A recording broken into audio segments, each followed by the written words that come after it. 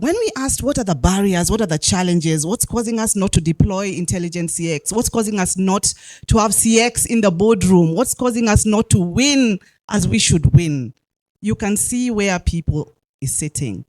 Lack of a customer-centric culture, lack of leadership support. And when you look at these numbers, this is top three. This is top three. So our people issues, remember Salma and the people issues? Yeah, remember Amisi and the culture change issues? That's people. Remember Zawadi and trying to get the reports into the right place? That's people. So we are struggling with people.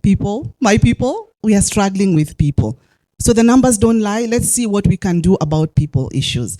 And the most interesting thing is, remember we talked about 2017? Yeah? That's like, how many years ago? We are at the beginning of 2025. So that's 7 years ago. 7 years ago, same problem. This is the result of that survey for 2020. Can you see where people are?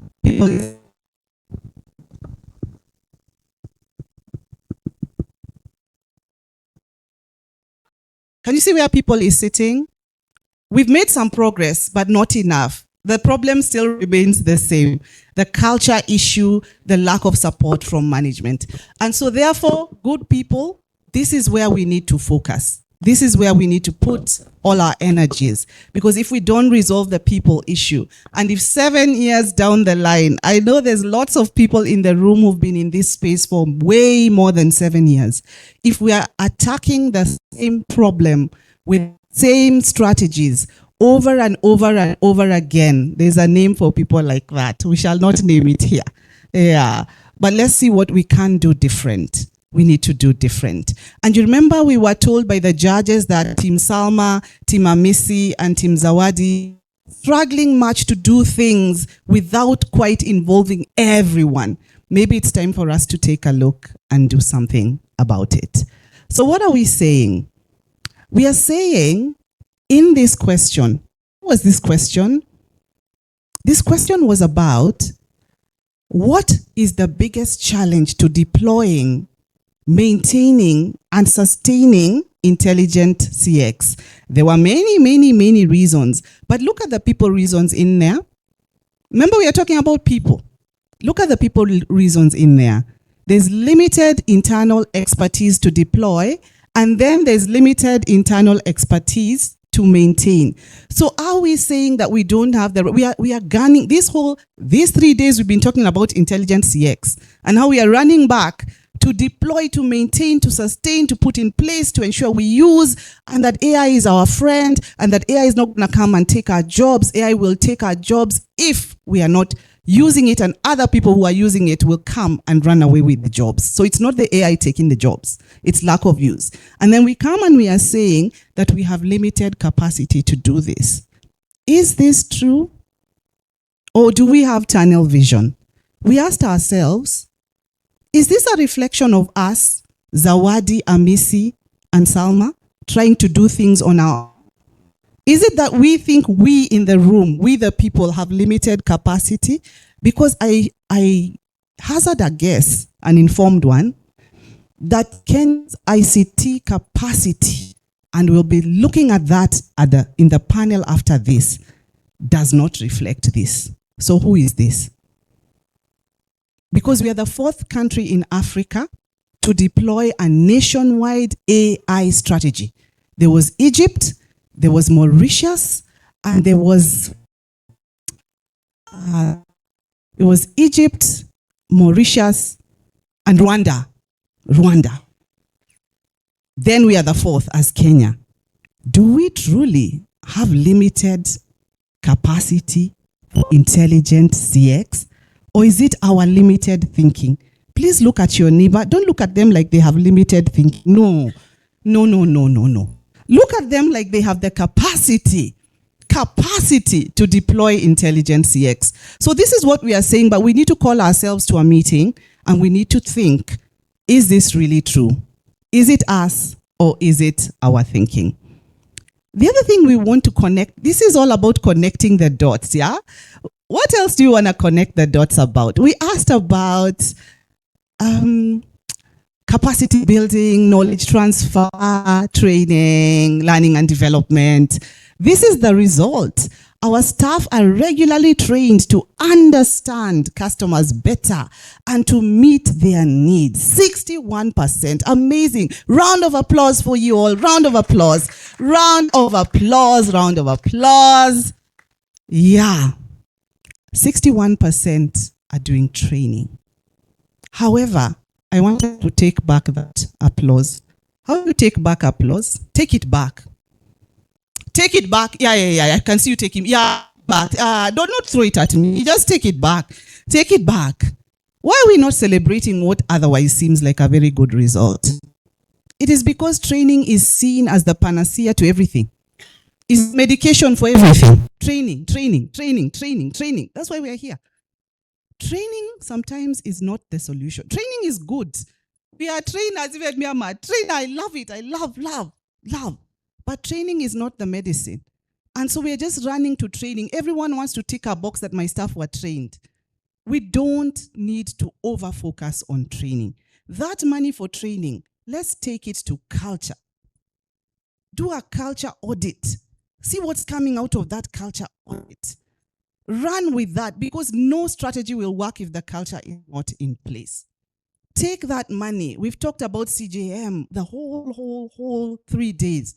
Take that money there and not just map it. Don't just map the journey.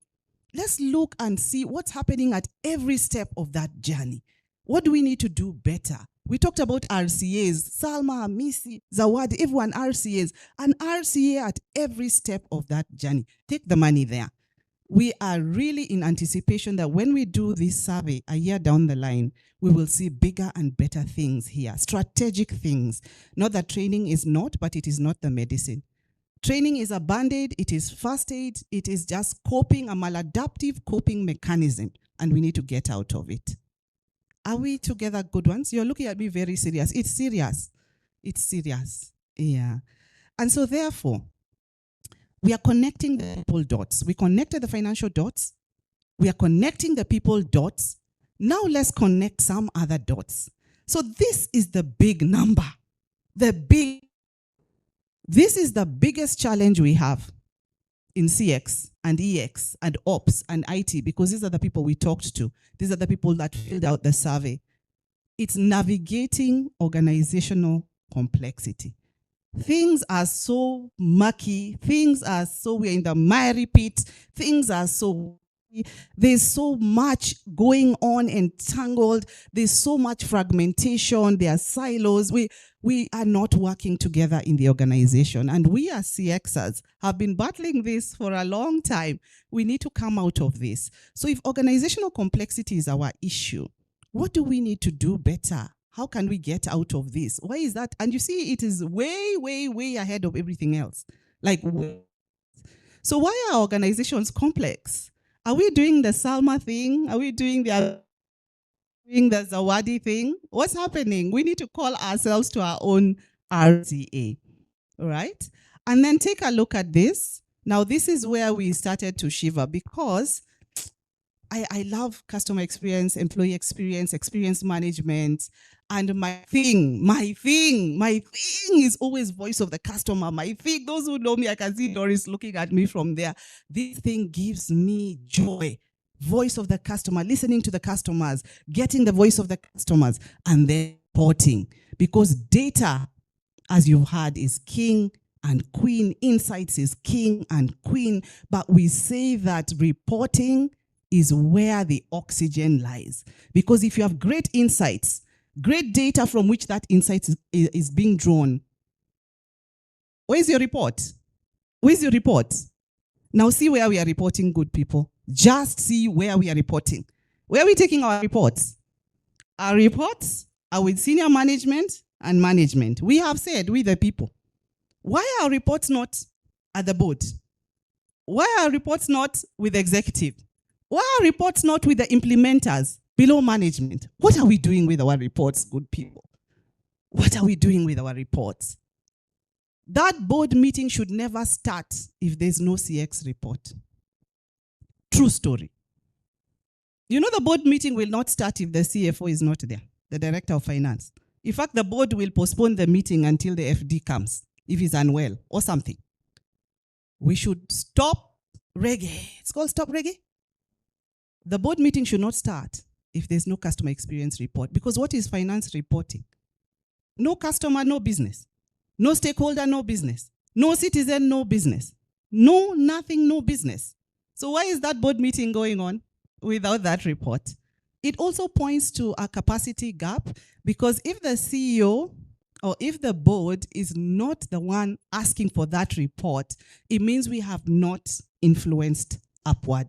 We need to significantly influence upward, so that is the board team saying, but where is that customer experience report? What are our customers doing? Talk to us about our customers. Before you talk finance, let's see about the sustainability of this institution, of this state corporation, of this organization, of this brand. Wait, talk to us about customers. If the board is not saying that, we have not influenced enough. So let's influence. Team Salma, Team Amisi, and Team Zawadi, we need to influence where our reporting goes. So this is a wake-up call. It's a wake-up call for us. And it's the same as 2017. If you look at the 2017 report, 7 years down the line, we're still reporting in the same space. So we really must do something. 7 is a magic number. This is the year to change. This is the year to change. So those siloed dots that we need to connect, because we need to connect the siloed dots, it's up to you and I to collect these siloed dots. We need to put them together